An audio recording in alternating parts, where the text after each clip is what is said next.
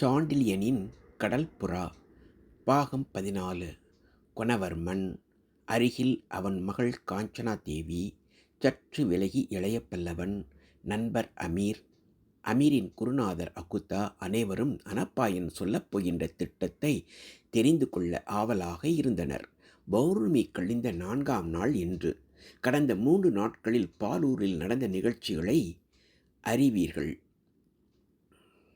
கடாரத்தை காக்க சோழ நாட்டின் உதவியை தேடி வந்திருக்கிறார் கொணவர்மரும் அவருடைய மகள் காஞ்சனா தேவியும். இவர்களை காப்பது என் கடமை. அடுத்து பாலூர் பெருந்துறையில் உள்ள 1/3 பங்குள்ள தமிழர்களை பாதுகாப்பதும் சோழ மன்னரின் கடமை. அதனால் இவர்களை காப்பதும் என் கடமை. இரண்டையும் நிறைவேற்ற 2 வழிகள் இருக்கின்றன. ஒன்று பாலூரின் மீது படையெடுப்பது, இரண்டாவது தந்திரத்தால் தப்புவது. போரில் தமிழர்களை பலியாக்க விரும்பவில்லை. அதனால் 2வது வழியை தேர்ந்தெடுத்தேன்.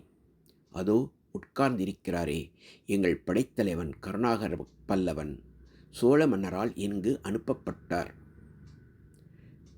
நானும் இங்கு சோழ மன்னரால் அனுப்பப்பட்டேன். அவருக்கும் முன்பாக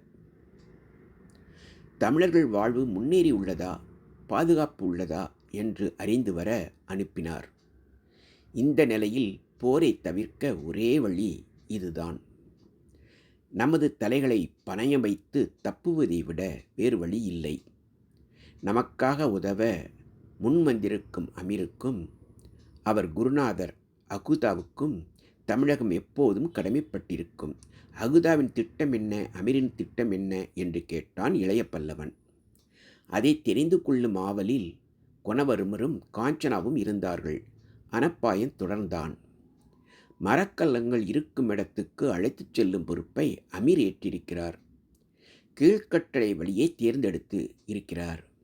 நம்மை குடத்துக்குள் வைத்து மறைத்து மரக்கலங்களில் கொண்டு சேர்க்கும் பொறுப்பை அகுதா ஏற்றிருக்கிறார். ஆபத்தான வழிதான். சம்மதம் என்றால் வரலாம், இல்லை என்றால் விலகிக் கொள்ளலாம் என்றான். எல்லோரும் தலையை பணமயக்க தயாராக இருந்தனர். கொணவர்மர் ஒரு குடத்தில், தோழிகள் இருவர் 2 குடத்தில், காஞ்சனா தேவி ஒரு குடத்தில் உண்டிவில் அம்புடன் இருக்க வேண்டும். கூலவாணிகன் ஒரு குடத்திலும் கண்டியத்தேவன் ஒரு குடத்திலும் இருக்க வேண்டும். காஞ்சனா சமயம் வரும்போது ஆகாயத்தை நோக்கி அம்புகளை நெருப்பாக்கி எய்ய வேண்டும். நானும் இளைய பல்லவனும் வண்டியை பின்னாலிருந்து ஓட்டுகிறோம். அமீர் முன்னாலிருந்து ஓட்டுவார். சரியா என்று திட்டத்தை விளக்கினான் அனப்பாய சோழன். வண்டி புறப்படும் நேரம் வந்தது. நீர்க்குடங்களுடன் வண்டி தயாராக நின்றது. முகத்திரை அணிந்து இளைய பல்லவனும் அனப்பாயனும் வண்டியின் பின்னால் வந்தனர். காளைகள் பூட்டப்பட்ட வண்டியை அமீர் ஓட்ட பாலூர் வீதிகளில் புரண்டோடியது. கிழக்கு கோட்டை வாசலை எட்டியது. காவலர்களின் கண்காணிப்புக்கு பின் ஒவ்வொரு வண்டியாக உள்ளே போக அனுமதித்தனர் காவலர்கள். அமீர் வண்டி நிறுத்தப்பட்டது. காவலன் ஒருவன் குடங்களை வாளின் நுனியால் தட்டினான். மொத்தம் 12 குடங்கள். 6ல் மனிதர்கள், 6ல் தண்ணீர். நீர்க்குடங்களை தட்டி திருப்தியடைந்தான் காவலன். ஆனால் மனித குடங்களை தட்டி சந்தேகம் கொண்டான். மீண்டும் ஒரு முறை வண்டியை சுற்றி வந்தான். திரையுடன் இருந்த இளைய பல்லவனின் முகத்திரையை வாளால் விலக்கினான். காவலன் கண்களும் பல்லவன் கண்களும் சந்தித்தன. காவலன் வேடத்தில் பீமன் இருப்பதைக் கண்டான் பல்லவன். பீமன் சிரித்தான். அடிமை வேடத்தில் படைத்தலைவனா என்று கர்ஜித்தான்.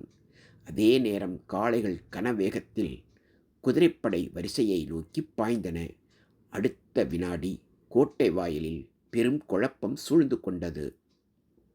அமீர் தன் இடையிலுள்ள குருவாள்களை எதிரில் நின்ற குதிரை வீரர்கள் மீது எறிந்தான். குதிரை வீரர்கள் சிலர் கீழே விழ குதிரைகள் விலகி இடம் கொடுக்க வண்டி சீறி பாய்ந்தது. பீமன் மடக்குங்கள் வண்டியை என கத்தினான். 20-30 குதிரை வீரர்கள் வண்டியை விரட்டினார்கள். ஆனால் காளைகள் சீறி பாய்ந்தன. கருணாகரன் விரட்டி வந்த குதிரை வீரர்களை வாளால் தாக்கினான். மேலும் குதிரை வீரர்களை வெட்டி சாய்த்தான். அப்போது பீமன் தன் கழுத்தில் இருந்த கொம்பை ஊதினான். சுங்கச்சாவடியில் இருந்த குதிரை வீரர்கள் கீழக்கட்டளை வாசலை நோக்கி பாய்ந்து வந்தார்கள். அப்போது அமீர் காஞ்சனாதேவியின் குடத்தின் மூடியை திறந்து விட்டான். காஞ்சனா எரியம்பை வானத்தில் தொடர்ந்து எய்தாள். எரியம்பின் அடையாளத்தைக் கண்ட குதிரைத் தலைவன் முரட்டு குதிரைகளை அவிழ்த்து விட்டான். அவை வாயு வேகத்தில் தாறுமாறாக பாயத் தொடங்கின. அந்த பகுதியில் பயங்கரமான குழப்பம் ஏற்பட்டது. இளைய பல்லவன் கலிங்க வீரர்களை தாக்கி விரட்டி அடித்தான். அதே நேரம் முரட்டு குதிரைகள் தாறுமாறாக ஓட அந்த இடம் புழுதி புயல் போல காட்சியளித்தது. இளைய பல்லவன் குதிரையில் இருந்து கீழே விழ குதிரைகளின் குழம்புகள் அவனை தாக்கின. இதற்கிடையில் பீமனை எறிந்த வேல் அவன் கைகளில் தைக்க துவண்டு கீழே விழுந்தான். புழுதி புயலில் வண்டி கடற்கரைக்கு அருகில் நெருங்கியது. மரக்கலங்கள் புறப்பட தயாராக இருந்தது. குடங்களில் இருந்து குணவர்மனும் 2 பணிப்பெண்களில் முதலில் வந்து படகில் ஏறி மரக்கலத்தை அடைந்தனர். அவர்கள் பக்கம் காஞ்சனாவின் வாள் கலிங்க வீரர்களை நெருங்க விடவில்லை. அனப்பாயன், காஞ்சனா, நீங்கள் அவர்களுடன் மரக்கலத்தில் ஏறுங்கள், நான் பார்த்து கொள்கிறேன் என்று வாளை வீசிக்கொண்டே கத்தினான். அவளும் வாளை வீசிக்கொண்டே, இளைய பல்லவனை காணோம், அவர் என்ன ஆனார் தெரியவில்லையே. அவர் வருவார், நீங்கள் விரைந்து செல்லுங்கள், மரக்கலம் புறப்படுகிறது, தாமதம் வேண்டாம். இதோ நானும் உங்கள் பின்னால் வருகிறேன். அதோ கூலவாணிகனும் சண்டித்தேவனும் மரக்கலத்தில் ஏறிக்கொண்டு இருக்கிறார்கள் என்றான். நகர்ந்த மரக்கலத்தில் வேகமாக அனைவரும் ஏறினர். இளைய பல்லவனை தேடி காஞ்சனா கண்கள் அங்கும் இங்கும் அலைப்பாய்ந்தன. அந்த பகுதி முழுவதும் புழுதியால் மறைந்து இருந்தது. முரட்டு குதிரைகளின் ஓட்டம் நடுங்க வைத்தது. கலிங்க வீரர்கள் அமீரின் அடிமைகளுடன் போரிட்டு கொண்டிருந்தனர். அமீர் கண்கள் மரக்கலங்களை பாய்ந்தன. அனப்பாயின் வாளை உயர்த்தி பிடித்து ஆட்டினான். அமீரின் கண்களில் இளைய பல்லவனைத் தவிர அனைவரும் தெரிந்தனர். பீமன், வீரர்களே வீரர்களே, அவனை பிடியுங்கள், வெட்டி வீழ்த்துங்கள் என கத்திக்கொண்டே இருந்தான். அதற்குள் மரக்கலம் கடலில் வெகு தூரம் சென்றது.